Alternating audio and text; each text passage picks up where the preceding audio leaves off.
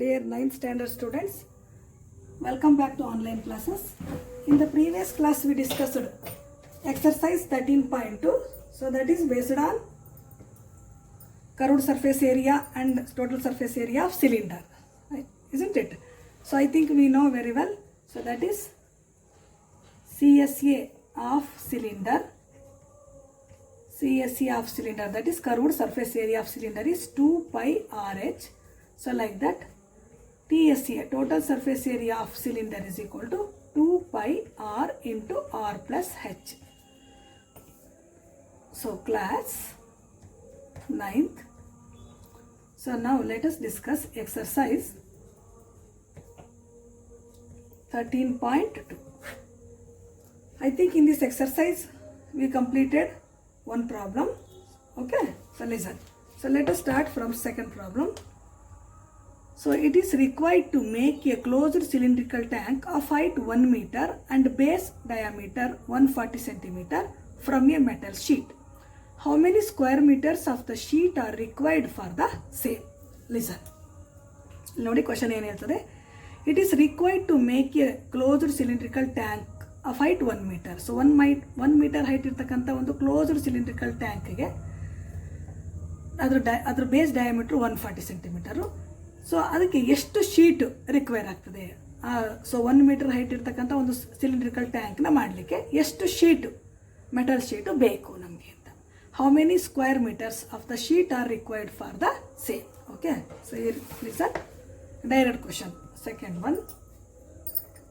So here it is given H is equal to 1 meter. So 1 meter means let it can be converted into centimeter, that is 100 centimeter.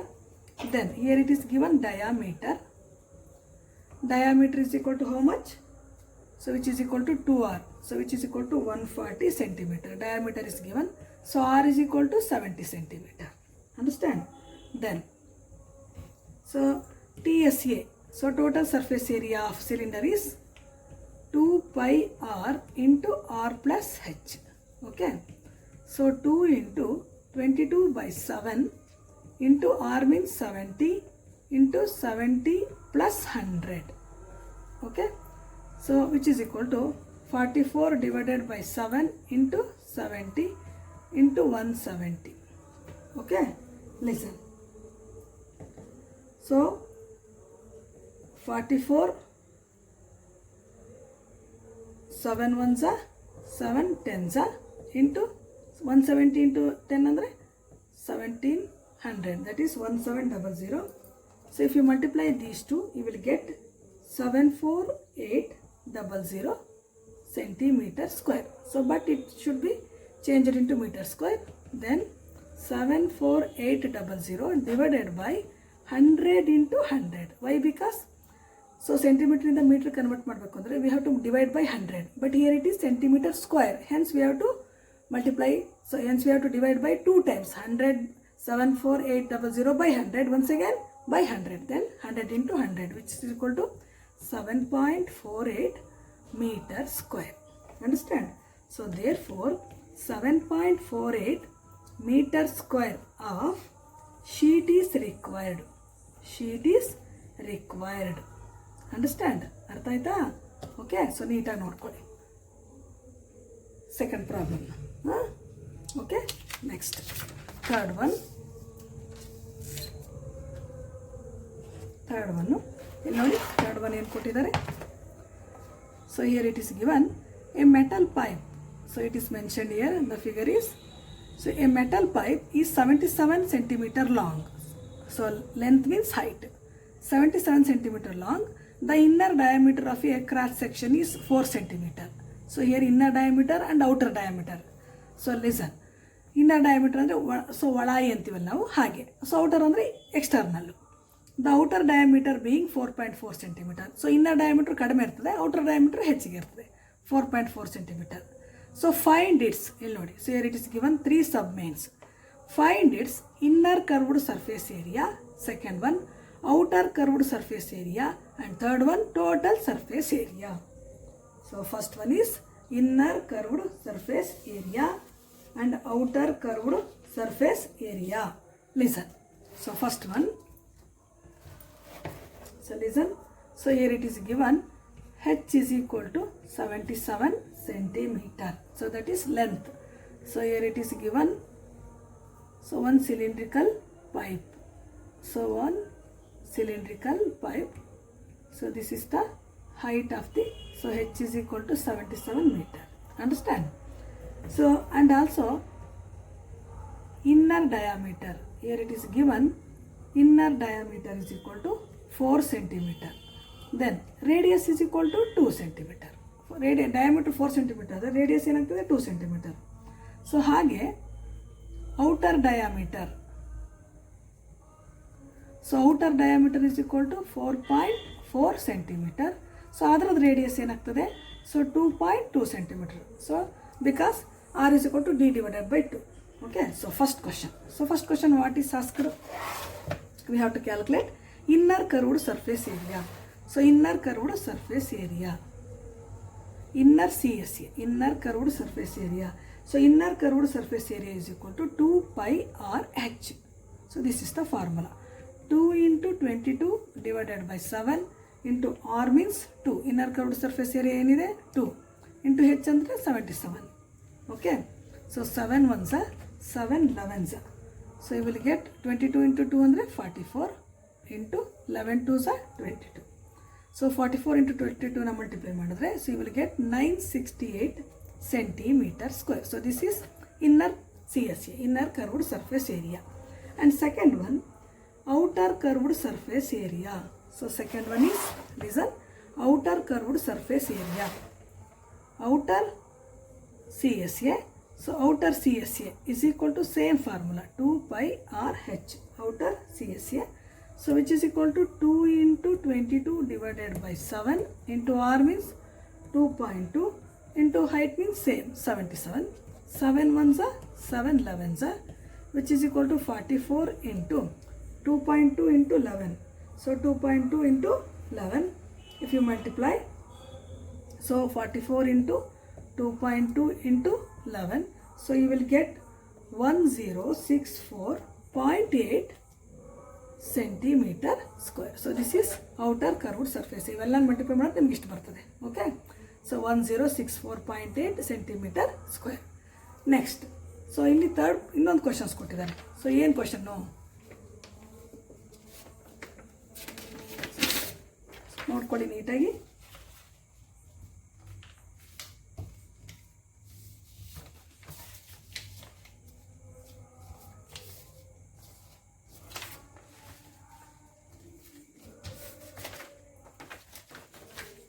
ನೋಡ್ಕೊಂಡ್ರಾ? So next, so third ಕ್ವಶನಲ್ಲಿ first one ಆಯಿತು, second one ಆಯಿತು. Next third one ನೋಡಿ. So third one what is asked here? So third one, listen, total surface area. So we have to calculate total surface area. ಈಗ total surface ಏರಿಯಾನ calculate ಮಾಡಬೇಕು ನೋಡಿ. So total surface area is equal to, so listen, TSA, total surface area. So total surface area is equal to inner CSA, that is inner curved surface area, plus outer curved surface area CSA, plus areas of two base. ಇಲ್ಲಿ ನೋಡಿ, areas of two base. ಯಾಕಂದರೆ ನಾವು total surface ಏರಿಯಾನ ಯಾವಾಗಲೂ area, so ಈ ಎರಡು ಬೇಸು so ಯಾವ ಫಾರ್ಮಲ್ಲಿ ಇರ್ತದೆ? ಸರ್ಕ್ಯುಲರ್ ಫಾರ್ಮ್, ಹೌದಲ್ಲ? It is in the form of circle. So ಈ ಎರಡು ಬೇಸ್ದು ನಾವು ಏರಿಯಾ ಕ್ಯಾಲ್ಕುಲೇಟ್ ಮಾಡ್ಕೋಬೇಕು. So TSA is equal to inner curved surface area plus outer curved surface area and plus areas of two bases. Okay, already we have calculated inner CSA and outer CSA. Okay, so let us substitute here. So that is inner CSA. Listen, so this is inner CSA 968. So this is outer CSA. So 968 plus 1064.8 plus areas of two bases. Areas of two bases means 2 pi r. So you'll note pi r square plus pi r square under 2 pi r square, but here it is 2 pi into r square minus r square. Why? Because you'll note inner surface area ಇಲ್ಲಿ inner curved surface area, outer curved surface area ಅಂತ ತೊಗೊಂಡಿದ್ದೀವಿ. ಅಂದರೆ inner radius, outer radius. So this is inner radius. So this small r represents inner radius. So this capital R represents outer radius. ಅರ್ಥ ಮಾಡ್ಕೊಳ್ಳಿ. So ಈ ಥರ inner diameter outer diameter calculate ಹೇಳಿದಾಗ ನಾವು formula ಈ ಥರ ಹಾಕೋಬೇಕು. ಯೂಶ್ವಲಿ ನಮಗೆ ಗೊತ್ತು what's the area of circle ಅಂತಂದರೆ ಪೈ ಆರ್ ಸ್ಕ್ವೇರ್ ಅಂತೀವಿ. ಸೊ ಇಲ್ಲಿ ಪೈ ಆರ್ ಒಂದು ಪೈ ಆರ್ ಸ್ಕ್ವೇರ್, ಇನ್ನೊಂದು pi small r square. So pi r square ಇಲ್ಲಿ 2 pi r square minus r square. Understand? Okay. So ಇಲ್ಲಿ 2 pi r square ಬದಲಿಗೆ r square minus capital r square minus small r square ಅಂತ ಬರ್ಕೋಬೇಕು. ಇದು ಭಾಳ important. Listen, 968 plus 1064.8 plus 2 into 22 divided by 7 into R ಅಂದ್ರೆಷ್ಟು? Capital R ಎಷ್ಟಿದೆ? So capital R ಎಷ್ಟಿದೆ ಇಲ್ಲಿ? That is, so capital R is capital R means 2.2 alva idu. So 2.2 whole square minus 2 square. So 968 plus 1064.8 plus 44 divided by 7 into, so 2.2 whole square andre 4.84. You multiply madi, you will get the same 4.84 minus 4. Understand? So 968 plus 1064.8 plus 44 divided by 7 into 4.84 minus 4 ಅಂದರೆ 0.84. Understand?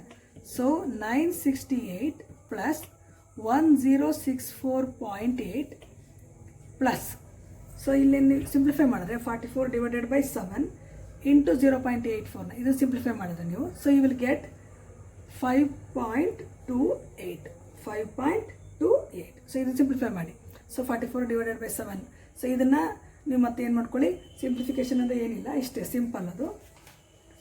So simplification means ನೋಡಿ, ಸೊ 44 divided by 7 into 0.84ನ 84 divided by 100 ಅಂತ ಮಾಡಿ.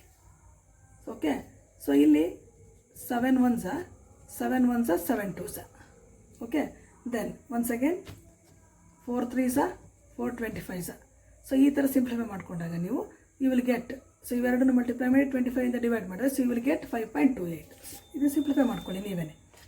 So you will get, if you add these 3 values you will get 2038.08 centimeter square. Understand? So this is the third answer. Okay. So ನೋಡಿ, third question ಗೆ first, second, third. So 3 sub questions are there. Understand? Okay. So next, fourth one. So fourth one. So listen.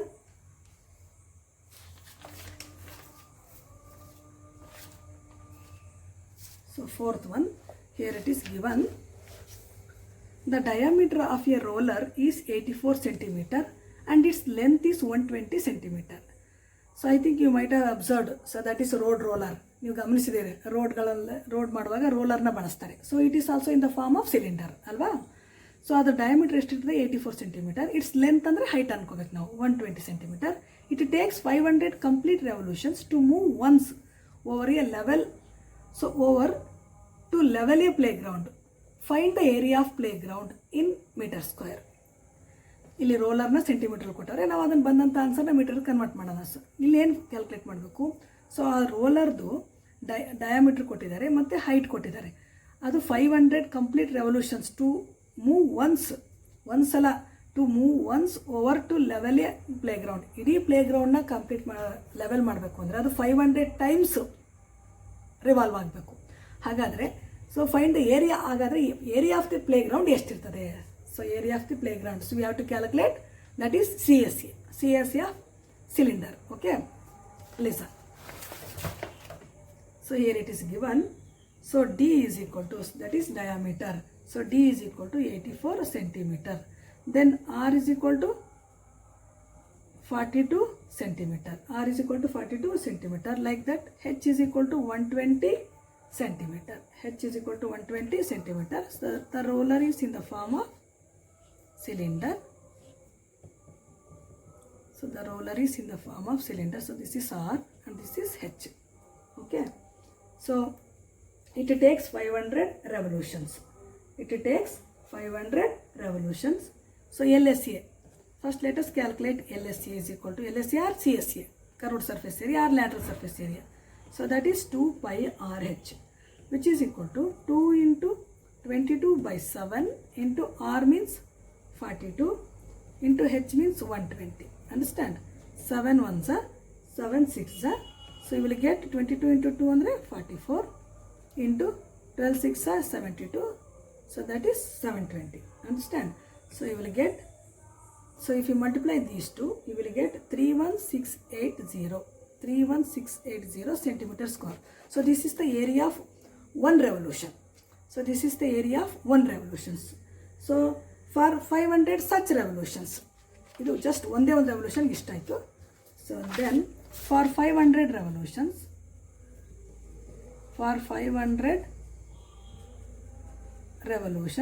so we have to multiply, that is 31680 into 500.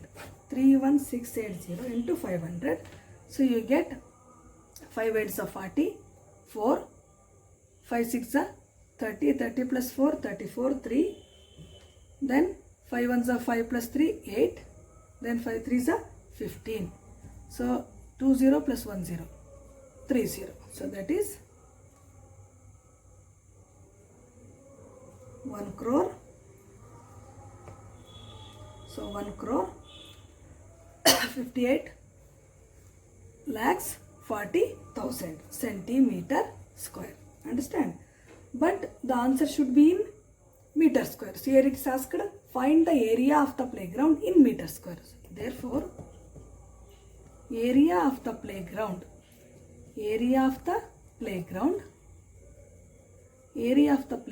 is 158,440 divided by 1000. 1000 or 10,000 because centimeter square. So centimeter square means 100 into 100 andre 10,000. So these 40 gets cancelled with these 4 zeros. Then 1584 meter square. So this is the curved surface area of or lateral surface area of playground. So that is 1584 meter square. Understand? ಅರ್ಥ ಆಯ್ತಾ? So ನೀಟಾಗಿ ನೋಡ್ಕೊಳ್ಳಿ. So ಈ second third fourth problems ಇಷ್ಟು ಸಾಕು ಅನ್ಕೋತೀನಿ, ಯಾಕೆಂದರೆ ಒಂದೇ ದಿನ ಜಾಸ್ತಿ ಮಾಡಿದ್ರೆ ನಿಮ್ಗೆ ಗೊತ್ತಾಗಲ್ಲ. ಸೊ ಇಲ್ಲಿ ನೋಡಿ, ಇದು ಸೆಕೆಂಡ್ ಪ್ರಾಬ್ಲಮ್ಮು.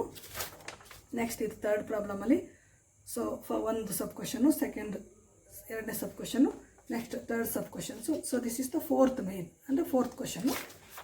Okay, understand? ಬರ್ಕೊಳ್ಳಿ ನೀಟಾಗಿ. ವಿಡಿಯೋನ 2-3 ಟೈಮ್ಸ್ ನೋಡಿರಿ. ಸೊ ನೀಟಾಗಿ ನೋಟ್ಸ್ನ ಮಾಡಿಕೊಡ್ರಿ. ಆಮೇಲೆ 9th ಸ್ಟ್ಯಾಂಡರ್ಡವ್ರಿಗೆ ನೆಕ್ಸ್ಟ್ ವೀಕು ಟೆಸ್ಟ್ ಇದೆ. ಸೊ ಸುಮಾರೇನು ಯಾರೂ ಬಂದಿರಲಿಲ್ಲ. ಲಾಸ್ಟ್ ವೀಕು ಸಂಡೇ ನಾವು ಆನ್ಲೈನ್ ಕ್ಲಾಸ್ ಇಟ್ಕೊಂಡಿದ್ವಿ, ಡೌಟ್ ಕ್ಲಿಯರೆನ್ಸ್ ಕ್ಲಾಸ್ ಇಟ್ಕೊಂಡಿದ್ವಿ. ನೀವು ಯಾರೂ ಬಂದಿಲ್ಲ. ಸೊ ನೀವು ಮಾಡಬೇಕಾಗಿರೋದು ಏನು ಅಂತಂದರೆ, ನೆಕ್ಸ್ಟ್ ವೀಕು ನಿಮ್ಮ 9th ಸ್ಟ್ಯಾಂಡರ್ಡವ್ರಿಗೆ ಟೆಸ್ಟ್ ಇದೆ. ಸೊ ಯಾವ ಲೆಸನ್ ಮೇಲೆ ಟೆಸ್ಟ್ ಇದೆ ಅಂತಂದರೆ algebraic expressions, that means polynomial. So polynomial ಮೇಲೆ ನಿಮಗೆ ಟೆಸ್ಟ್ ಇದೆ. ನೀವು ಟೆಸ್ಟಿಗೆ ರೆಡಿಯಾಗಿ ಬರಬೇಕು. Polynomial whole lesson. ಅರ್ಥ ಆಯ್ತಾ? ಬರ್ಕೊಳ್ಳಿ ನೀಟಾಗಿ. Thank you.